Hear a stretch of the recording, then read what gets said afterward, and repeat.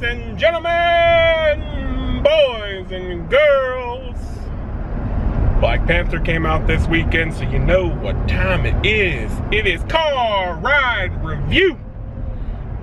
First few minutes of this will be as spoiler-free, because I know some people haven't had a chance to see it. Bearing in mind, there's not much I could really tell you to like overall spoil any kind of like huge plot points or anything like that. If anything, the Infinity War trailer kind of spoiled this movie, so you know who wins, I guess. But with that being said, though, I will keep this as spoiler-free as possible. I'm sure somebody may find something I say spoilery, but it won't be. So for the first few minutes, I can make that promise to you. So let me first and foremost say, the movie is written by Joe Robert Cole and Ryan Coogler, I believe is how he says his last name. I hope I'm not wrong on that. I hope I pronounced it correctly. And Ryan Coogler directed this movie. And let me just say, gentlemen, be excessively proud, because that movie was directed and the story was written absolutely beautifully. It's got a great story to it. It's got great characters. It's wonderful. The dialogue's good. It's funny when it needs to be funny. The humor is placed perfectly. Nothing, like no weird humor spots where there shouldn't be humor or anything like that. So just in story and direction for this movie, bangerang job, because it's excellent. It's a beautiful movie, and it's written almost flawlessly. I loved it. I loved every aspect of the story for the Black Panther. So to that, and to you guys, again, bangerang job. It was amazingly done. So let's talk about the actual cast. Starting off with, we'll talk about Mr.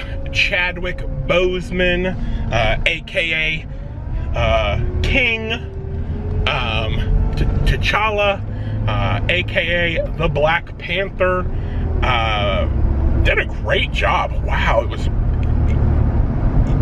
I don't know if they could have picked a more perfect person. Like he brings like he brings that air of like regal grace to what you would think the king, or you know, formerly the prince of this sovereign nation would bring. So, you know, when he's, even as the Black Panther, you know, he commands that presence that a king or a young prince should. Yeah, excellent job, sir. It was awesome. Honestly, I mean, the whole cast in this movie, and it's got some very good actors and actresses. You know, you've Forrest Whitaker, you've got Angela Bassett, Michael B. Jordan, and I mean, he's a fairly young actor, fairly new actor, and he's amazing. I loved him in like Creed. And Forrest Whitaker, like, just a lot of the stuff that he's done I've really enjoyed. And just, there are some big names. There are like some hard-hitting actors and actresses in this movie. You've got, I'm going to mess up her name, Denai Guerrera. She also played Michonne in The Walking Dead, but she plays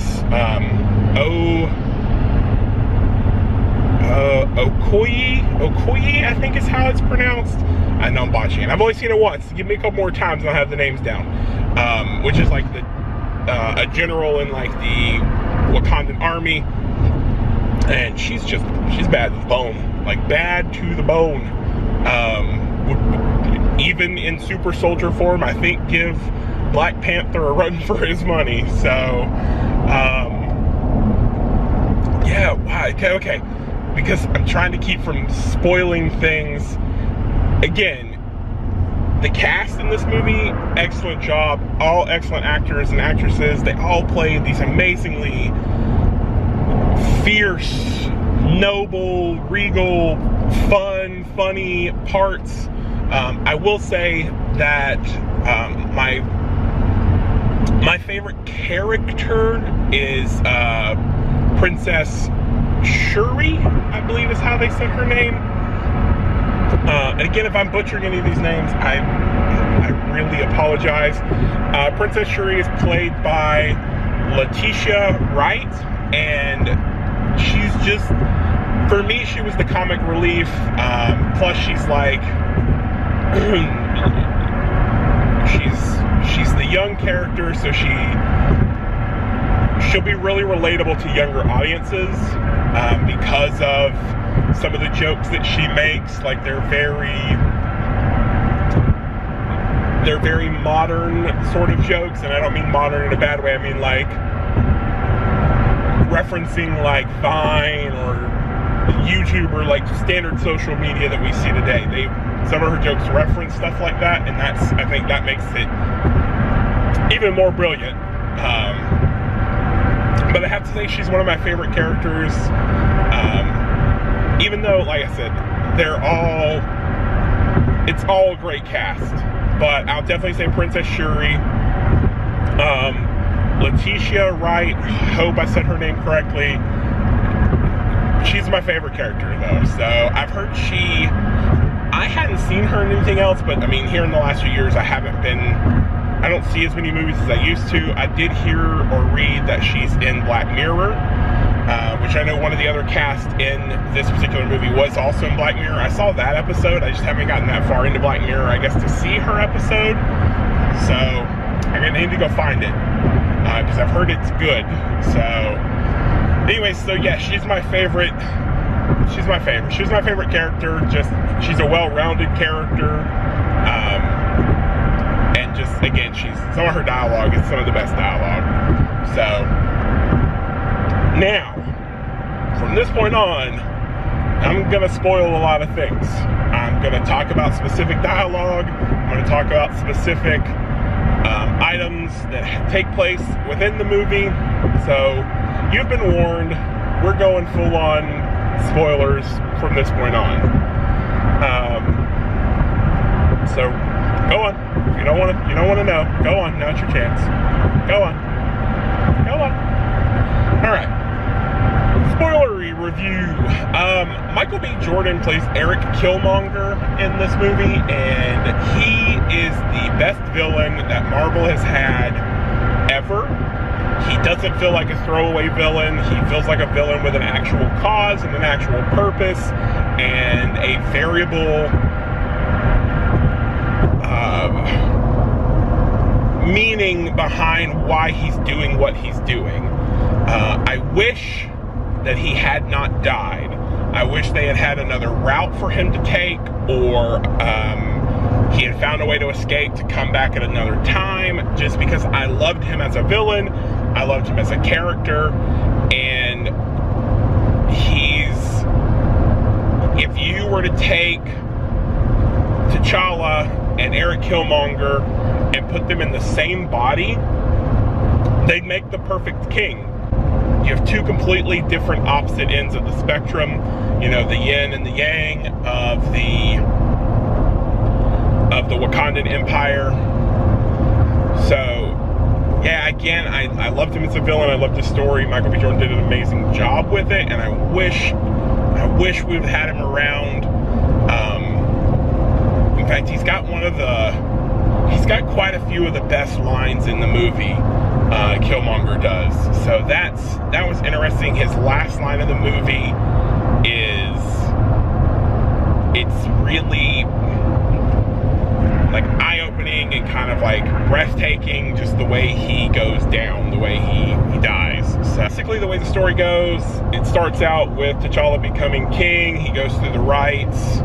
You learn a little bit more about the Wakandan Empire, how it's split into 5 tribes. 4 tribes were okay with the way things were going to happen. 1 tribe went off into the mountains. They weren't cool with it. So the first fight you really see is T'Challa, mountain tribe comes down and they challenge him for the throne. And I guess the way it works is they can give him that superhuman ability and take it away at will. And by using this, it's called the heart-shaped herb, which is, it grows in Wakanda because of the vibranium asteroid that landed there. So that's kind of interesting, like how that comes about. So I'm assuming that's kind of how eventually we'll learn that Captain America gets his powers, is that it's the serum's like a spin-off of the heart-shaped herb. But they can give them to him and take him away at will, so that, you know, when he fights, somebody fights him for the throne, he's not superpowered and can just win. So he fights the guy from the mountain, who's a big, hulking guy. He's huge. And of course, he almost wins. He almost beats T'Challa, so that was kind of interesting, like, to see that fight first off.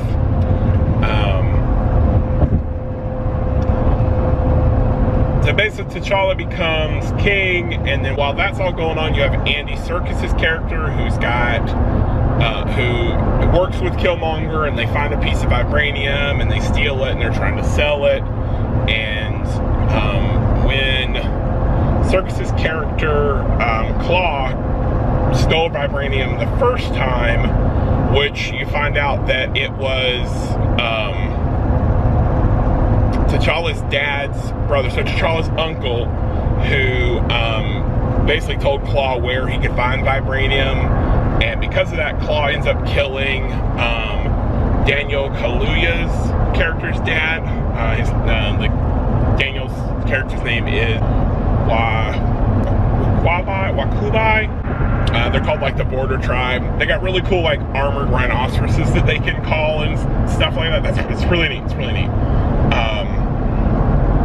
So Claw comes, steals the first uranium. That guy's dad dies. His dad and mom die. So for the last 30 years, you know, T'Challa's dad has been talking about catching Claw, and now T'Challa promises to catch Claw. And when he goes out to catch Claw, Claw gets away, and eventually Killmonger betrays him and kills Claw, and then he brings Claw to Wakanda, to Wakabai's border, and basically gives him the body of Claw, and you find out that he is T'Challa's cousin. He's there to basically put his right to claiming the throne. So the battle ensues. He beats T'Challa, throws him off a waterfall, and basically takes over as king, and he's going to send all these weapons from Wakanda out to... Wakanda has all these different spies and stuff out throughout the world, kind of keeping track of things. And so basically they're going to send all these weapons that can't be detected by metal detectors. They've got all the, like, their energy spears and stuff like that, and they want to send it out so that they can basically start a revolution and kind of rise up into power. And of course, you know, T'Challa comes back and basically defeats them, and they stop it from happening. But the last fight scene between the two Panthers, they did a good job, because basically his suit has like nanotechnology that the sister created, Princess Shuri. She creates the suit with nanotechnology, and every time the suit takes a hit, it absorbs the energy, and he can redirect that energy. And T'Challa's is like a bluish purple color, while Killmonger's is like a orange gold color. So you see them fight, and you get to see some more Wakanda and like some of the advancements in technology that they have, which is super cool. And of course, you know how their fight wins. You know, Killmonger ends up dying, but overall, just the entire story was so good. Like, I stayed pretty wrapped up in it the whole time, and all the characters were just, they were so well written. Like, General Okoye, played by Denai Guerrera, she's such a fierce character. Like, some of the fight scenes you see her in are just amazing, and she's like old school with a spear. She's got a couple of really funny lines, because like their status as guards is like they're bald, and they've got like tattoos and stuff on their head, and so like there's a couple scenes where she has to wear a wig and she's freaking out about it. Also, Nakai, who's played by Lupita Nyong'o. She's got a couple really good fight scenes in there as well, and you can kind of really see the difference in their fighting. Like Guerrera's or General Okoye's fight and style is very old school. Kind of goes back to the basics of like African tribesman fighting style with like the spear and stuff. Whereas Lupita's character, Nakia, is a little more modern. You could definitely tell in the movie they made sure that their fighting styles were different, and they also make sure that you notice that. So in both their fighting styles are even more different from Killmonger's and T'Challa's. So back to, you know, Princess, I know I said she's my favorite character earlier, but Princess Shuri, she's just so funny. Like, she's the brainy tech behind all of the Black Panther's gadgets. She's created the little balls that you see him throw. She's created his suit. She's created a way to throw a attachment to like a car or something, and then she can drive it remotely from Wakanda. Doesn't matter where it is in the world. She's so smart and funny, and she's just such a well-rounded character. Even by the end of the movie, she's like out there fighting and stuff. And that's why I say she's a well-rounded character, because she's like the brainy character, she's the funny character, but she's also tough. So Letitia Wright has me as a fan forever and always, just based on the way she portrays Princess Shuri. And she's such a well-rounded character. Now, there are some underlying tones to this movie that I can't speak to. I thought they were really well written, and I thought they were really well played out. And I mean, they did a phenomenal job with the way they handled the whole tone of this movie. And you get that in some of the different lines and some of the different scenes with T'Challa's uncle and T'Challa's dad, and also some of the lines that Killmonger says. You know, you've got this nation that's 50 years, 100 years beyond the rest of the world in science and medicine and technology, and they've just stayed hidden away. So you can relate to Killmonger and why he's upset with Wakanda and why he wants to do what he wants to do. And you just, you know, you're like, well, but there's a better way to go about it. And I guess that's where Killmonger's faults lie, you know, is that there is a better way to go about it. And by the end of the movie, T'Challa learns, and that's, you know, they go about sending out foreign aid and helping out the best they can, just in a more global friendly way. As far as the movie goes, again, I really recommend you go see it. I really recommend seeing it in theaters. I'd like to go back and see it in IMAX, because it's just such a good movie. It's so well written. Everybody in this project should be insanely proud with this movie and the way it came out, because it's gorgeous. Cinematically, it's amazing. Story-wise. So the only thought or worry or qualm I might have with it just really involves the Marvel universe as a whole, because now that they're gonna go out and give foreign aid, you've got Wakanda, which is, like I said, about 50 to 100 years ahead of the rest of the world as far as technology goes. And I'll be curious to see what that does to the Marvel universe, the Marvel Cinematic Universe. So, and that's not even really a bad thing in the Black Panther movie. That's just the way Wakanda is, and the advancements they've made in science and technology and healthcare and stuff like that. So, I'm just curious to see how the Marvel Cinematic Universe handles that. And so my only worry is that it might goof something up across the board for all the stories, but we'll see. We'll see how that plays out. I imagine we'll get to see a lot more of that come Infinity War when they fight Thanos and stuff like that. So we'll see. But ladies and gentlemen, boys and girls, that's been my review of the Black Panther movie. It was great. It was amazing. Let me know in the comments whether or not you enjoyed it. This has been another car ride review with me, your host, Benson. Yeah, definitely let me know if you saw it. Let me know if you're gonna see it. Let me know what your thoughts were. If you agree, you disagree, that's what this is here for, so we can talk about movies or reviews in general. I've got a couple books I want to review too. I just finished Ready Player One, the novel version. I'm super excited about the movie coming out, so I want to review the book with you. If there anything out there you'd like me to review, anything you'd like me to include in one of these car ride reviews, let me know in the comments. Hit the like button, share this with your friends so we can see what they thought about the movie, see if they agree or disagree with me, and my thoughts on the Black Panther movie. I love you guys. Till tomorrow.